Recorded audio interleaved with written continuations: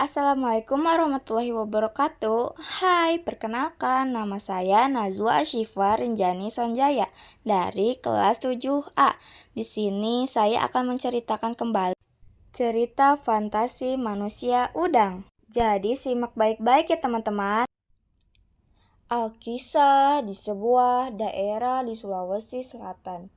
Ada sepasang suami istri yang sudah lama menikah, namun belum juga dikaruniai anak. Mereka sangat menginginkan kehadiran seorang anak agar hidup mereka tidak kesepian. Oleh karena itu, setiap malam mereka senantiasa berdoa kepada Tuhan. Namun, mereka tidak diberikan karunia oleh Tuhan.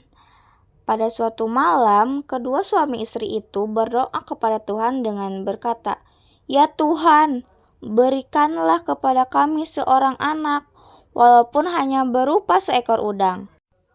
Beberapa lama kemudian, sang istri pun hamil dan melahirkan. Namun, alangkah terkejutnya sang istri melihat bayi yang keluar dari rahimnya adalah seorang bayi laki-laki yang berkulit udang. Ia dapat hidup di darat maupun dalam air. Oleh karena itu, ia diberi nama Ilaurang, manusia udang. Lalu sang istri bertanya pada suaminya, "Bang, kenapa anak kita seperti udang?" Suaminya menjawab, "Adik tidak usah heran, bukankah kita pernah meminta seorang anak walaupun hanya berupa seekor udang? Rupanya Tuhan mengabulkan doa kita." Menyadari hal itu, kedua suami istri itu merawat Ilaurang dengan penuh kasih sayang. Mereka memasukkannya ke dalam sebuah tempat yang berisi air. Beberapa tahun kemudian, Ilaurang pun tumbuh menjadi besar. Oleh karena badannya sudah tidak muat lagi, ia pun dikeluarkan di tempat sejak saat itu. Ilaurang tidak lagi hidup dalam air, ia hidup layaknya manusia lainnya. Namun, ia tidak dapat berjalan karena kakinya terbungkus oleh kulit udang. Sewaktu-waktu, ibunya bercerita bahwa raja yang memerintahkan negara itu memiliki 7 orang putri yang semuanya cantik jelita. Rupanya, sejak mendengar cerita ibunya itu, ia selalu terpenung dan membayangkan kecantikan wajah para putri raja. Ia pun selalu berangan-angan ingin menikahinya. "Alangkah bahagianya aku jika mempunyai istri yang cantik. Tapi mungkin aku dapat menikah dengan putri raja dengan kondisiku seperti ini," tanya Ilaurang dalam hati. Singkat cerita, Ilaurang menikahi salah satu putri raja tersebut. "Siapakah lelaki tampan yang berjalan di samping itu?" tanya seorang warga kepada ibu Ilaurang.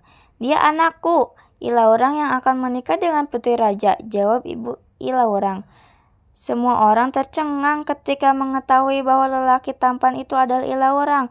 Selama ini mereka mengenal Ilaurang berwajah buruk seperti udang. Kakak-kakak si putri pun iri dengki dengan si putri karena menikahi cowok tampan seperti Ilaurang.